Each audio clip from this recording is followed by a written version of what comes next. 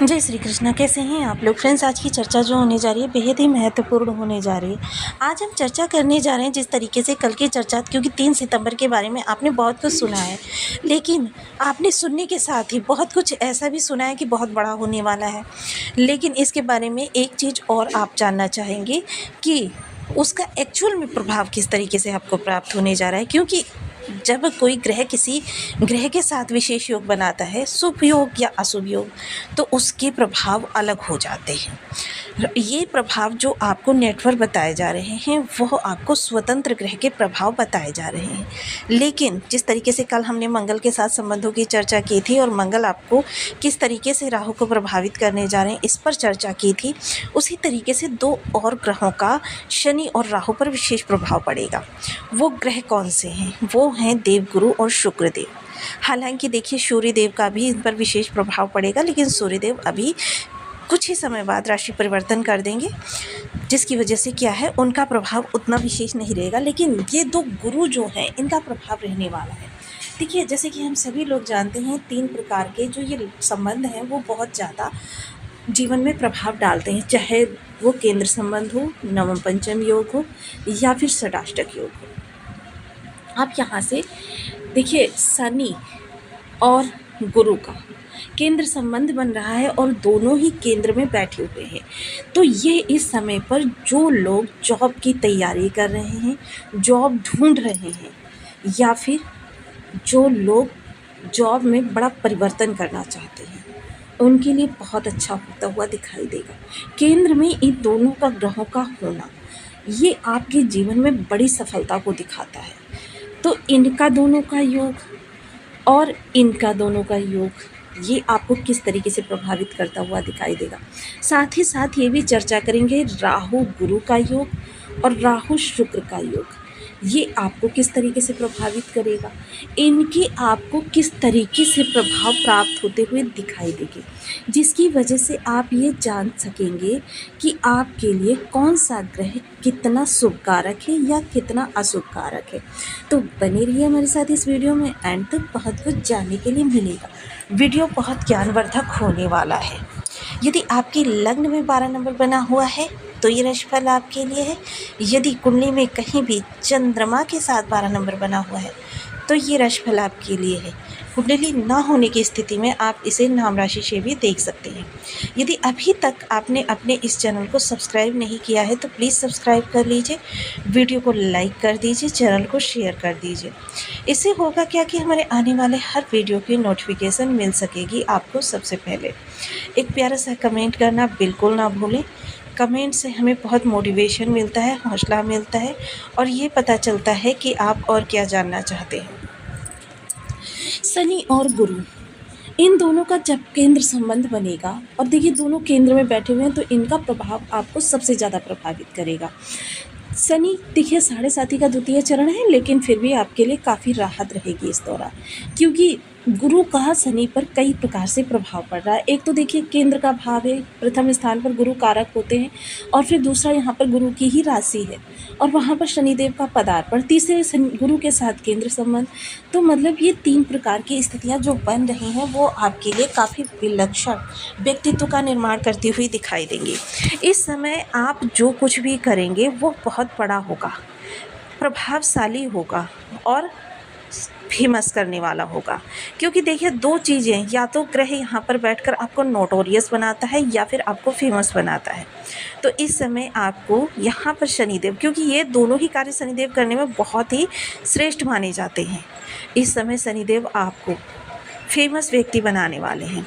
अब चाहे वो आपके व्यक्तित्व में बहुत अच्छा ऐसा कोई गुण उत्पन्न कर दें कि जिसकी वजह से आप जो है लोगों के बीच आकर्षण का केंद्र बिंदु बन जाए, या फिर ऐसा भी हो सकता है कि वो आपके कारोबार में कुछ बड़ा कर दें। और वैसे शनिदेव आजीविका के कारक माने जाते हैं। जो भी आप अपने परिवार को निर्वहन के लिए कर्म कर रहे हैं, उस कर्म से संबंध जो होता है विशेषता शनिदेव का होता है। कोई भी ग्रह हो, कोई भी राशि हो, लेकिन वो कारकत्व विशेष शनिदेव के पास रहता है। और देखिए ये गुरु है, शनिदेव इनकी बहुत ज़्यादा रिस्पेक्ट करते हैं। हालांकि शनिदेव देखिए इतने ज़्यादा सक्षम ग्रह हैं कि इन पर किसी का भी जोर नहीं चलता, लेकिन वो भी आदर क्योंकि उनका एक सिद्धांत है कि जो चीज़ें मैं लोगों को सिखाना चाहता हूँ वो गुण मेरे अंदर भी विद्यमान होने चाहिए। शनिदेव को अगर हम समझें ना, तो जिस तरीके से एक नारियल होता है बाहर से बहुत कठोर, अंदर से एकदम सॉफ्ट, इनको जिसने समझ लिया उसको इनसे बढ़कर दूसरा देव नहीं भाया 9 ग्रहों में से। तो शनिदेव यहाँ पर बहुत ही उत्तम आपके लिए रिजल्ट करते हुए दिखाई देंगे। आपके व्यक्तित्व को प्रभावशाली बनाने वाले हैं, कर्मठ बनाने वाले हैं, जुझारू बनाने वाले हैं, और साथ ही साथ आपके सुखों के लिए। मोस्टली लोग क्या कहते हैं कि साढ़े साथी दुर्योग के साथ आती है, लेकिन यहाँ पर शनिदेव यह आपके लिए बहुत अच्छा करते हुए दिखाई देंगे कि मतलब आपके घर में भी इस समय सौमनस्य रहेगा। लोग एक दूसरे का निस्वार्थ भाव से प्रेम समर्पण से बंधे हुए हो दिखाई देंगे। माता का स्वास्थ्य बहुत उत्तम रहेगा। घर के अंदर एक तरीके से प्रसन्नता का माहौल खिलखिला कर उठेगा। तो ये सारी चीज़ें आपके लिए बहुत अच्छी प्लस पॉइंट हो रही हैं, बेनिफिशियल आपके लिए उत्पन्न करेगी। वहीं चर्चा अगर मैं करूं शनि और शुक्र के संबंधों की, शुक्र देखिए पंचम स्थान पर बैठे हुए हैं, और पंचम स्थान पर शुक्र बैठे हुए चंद्रमा की राशि में, जहाँ पर शुक्र का बल और थोड़ा सा बढ़ जाता है, जिसकी वजह से शनि को यहाँ पर बहुत ज़्यादा लाभ प्राप्त होता हुआ दिखाई देगा। शुक्र जो ऐश्वर्य के कारक हैं, धन के कारक हैं, मान सम्मान के कारक हैं, चीज़ें आपके लिए बहुत अच्छे तरीके से आपको रिप्रेजेंट करते हुए दिखाई देंगे। जिन चीज़ों की आप कामना करते हैं या जिन चीज़ों को पाने के लिए आप काफ़ी लालसा रखते हैं, आपके मन में जो चीज़ें उत्पन्न हो रही हैं या आपके लिए जो भी लाभ निकल कर आ रहा है, वह सब यहाँ पर शनिदेव बढ़ाने वाले हैं। क्योंकि इस समय चीज़ें शनिदेव के विशेष प्रभाव से आपको प्राप्त होती हुई दिखाई देंगी। लग्न में बैठा हुआ ग्रह समस्त 12 भावों को प्रभावित करता है, जिसकी वजह से आपके लिए चीज़ें जो आप सोच रहे हैं उससे बड़ा आपको प्राप्त होने वाला है, और बहुत बड़ा प्राप्त होने वाला है। क्योंकि शनि और शुक्र एक दूसरे के कारक माने जाते हैं, एक दूसरे के पूरक माने जाते हैं, जिसकी वजह से भी यहाँ पर शनि को प्लस पॉइंट प्राप्त होते हुए दिखाई देंगे। यानी शनि और ज़्यादा अच्छा कर सकते हैं। इस समय चमत्कार की तरीके से आपके जीवन में बड़े बड़े परिवर्तन आ सकते हैं। अब चलिए राहु की तरफ चलते हैं और सबसे पहले राहु गुरु के संबंध को देखते हैं। मैं सदैव से आपसे कहती रहती हूँ कि अगर हमने एक कॉइन लिया है और उसके दोनों तरफ देखें तो एक तरफ आपको राहु दिखाई देंगे और दूसरी तरफ आपको गुरु दिखाई देंगे। दोनों एक दूसरे से बिल्कुल विपरीत ग्रह हैं, स्वभाव में भी, प्रभाव में भी और चीज़ों में भी। क्योंकि देखिए जहाँ गुरु सकारात्मकता का प्रतिरूप है, वहीं राहु जो है नकारात्मकता का प्रतिरूप है। जहाँ गुरु को हम धन के लिए कारक मानते हैं, वहीं शनि आपके धन प्राप्ति में बाधाएं उत्पन्न करने का कार्य करते हैं।